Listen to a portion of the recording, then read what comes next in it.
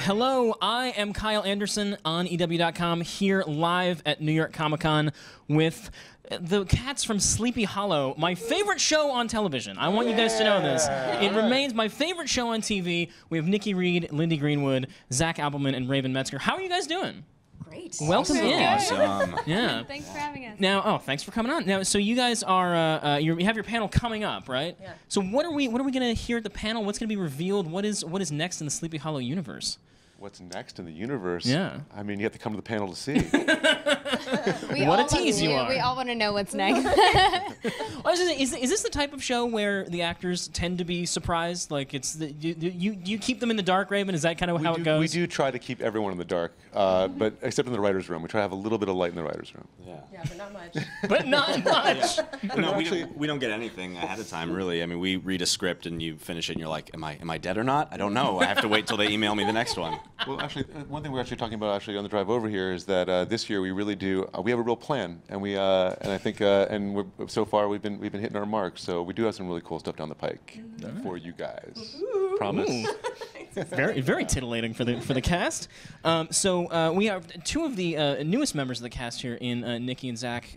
Zach, let me ask you first. Coming into this ensemble, a lot of changes from last season. What was your sort of entry point into this show? What was the pitch to you? How did you enter into this universe? Well, I entered into it briefly in season 2 as a guest star, which is when we first saw Joe Corbin. Right. And at that time, I didn't know that I'd be coming back for season 3. I thought we'd because no one tells you anything. Nobody tells me anything. But fortunately, they decided to bring the character back this season, which is really, really nice because I think. Did you have any idea that was going to happen? Like, was that planned at all back then?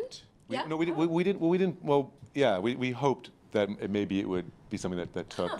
Yeah. And also, you look a lot. You guys, you look a lot. Yeah, like people have been telling me that I look like Clancy Brown for years. So it was so funny. So I got the call from my agent. She's like, "Hey, we got an audition for you, and you're a dead ringer for this guy's son." And before she said what it was, I was like, "I bet it's Clancy Brown." And then I got the email, and she had. So yeah, it was exactly like that. But it's exciting because I think the show, in addition to being about the supernatural and demons, it's also about family.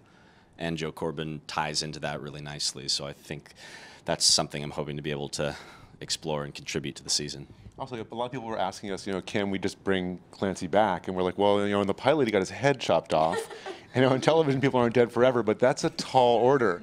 So I'm Consolation Clancy. Watch your head, man. It's dangerous out there. And of course, Nikki, you are now on the show as the badass Betsy Ross, not just sewing flags anymore. What was your entry point? Had you watched the show, or did you have to? Did they explain it to you? Like, look, it's kind of magic, but it's creepy, but there's also a lot of family elements. It's kind of magic. It's kind of creepy. Yeah.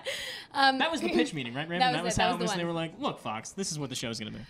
I hadn't watched the show. I'd be lying if I said I had, but the second I got the phone call, I started watching the show, and I started asking around, and one of the things that I loved about this is that it doesn't have, there's no, like, target demographic. Everybody loves this show because, you really invest in this world. They do such a great job of creating this world and combining all of those elements and the supernatural with the educational components and the history, and that's one of the things that I loved is that being a part of the show it makes you feel like you're not a part of just mindless entertainment. You're actually walking away with something. That's how I learned my American history. I'm from Canada, so I have to say that this has been a very educational show for me. That I'm like, oh, okay, I know things now. It is. Yeah. We kind of laugh about it, but it's true. You do. And also, I joke when I say this, but I really feel like Betsy is kind of the ultimate woman in that I always try to play characters that I feel I'm not only contributing to, but I walk away with something as well. I'm learning something from, and she's a pretty incredible woman. Mm-hmm. What I'm learning about her, and we've only had 2 episodes air, and we haven't seen much of her. But what I know of her now, she's a pretty incredible woman. Yeah. And Lindy, I feel like there's so much more that we can know about Jenny Mills. I feel like that there's a lot of gaps in her past that we are unaware of. Are we getting?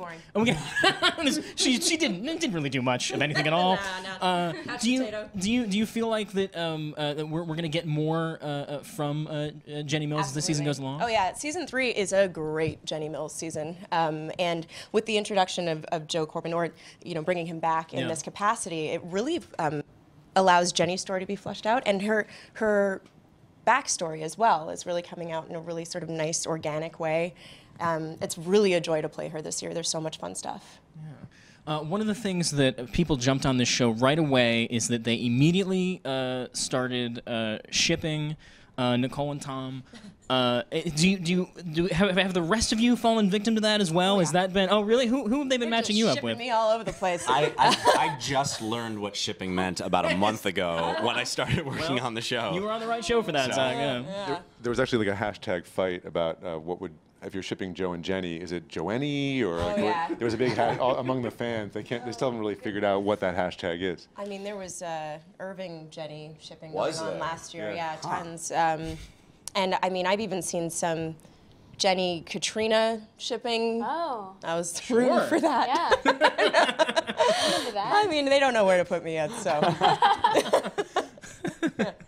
Well, we'll have to have many more seasons so that we can figure that out. Right? That'll Yeah, be or just, you know, never mix and figure it match out, whatever you want. everybody, Yeah.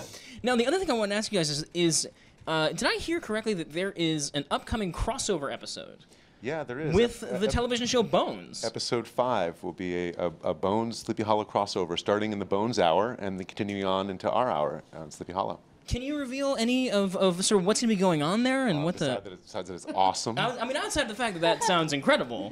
Well, I think it's been really fun. The really fun challenge there was while there's an immediate sort of connection in the Bones characters and the Sleepy Hollow characters and their dynamic. You know, there's a little bit of the Brennan and Ichabod. They are kind of similar. Their worlds, while they're both sort of are detectives, their worlds are so different. So we had to create a case that could stretch across the actual real world case, and also one that sort of happens in the supernatural world. And of course, their characters can't know what's happening in our world. So it was a really interesting challenge, and a challenge also just logistically. But the whole thing came together really beautifully, and we're really excited about it. Wow, yeah, and I'm sure that people are really jonesing to put David Boreanaz and Tom Meissen on screen together and then ship them. I imagine that's probably the next step. The next step in that show. The first person to bring that up, but Not the last, Raven. Definitely not the last. Somebody I think had made some joke about hoping that when Crane meets David Boreanaz, he would sort of go like, "Angel." Oh man. You just set Twitter ablaze, my friends. No, that's a good thing. That's a very good thing. So that's going to be episode 5. Yeah. Very, very exciting. Well, good luck at your panel today, you guys. Sleepy Hollow airs Thursday nights at 9 on Fox. That's right. It continues to be my favorite show.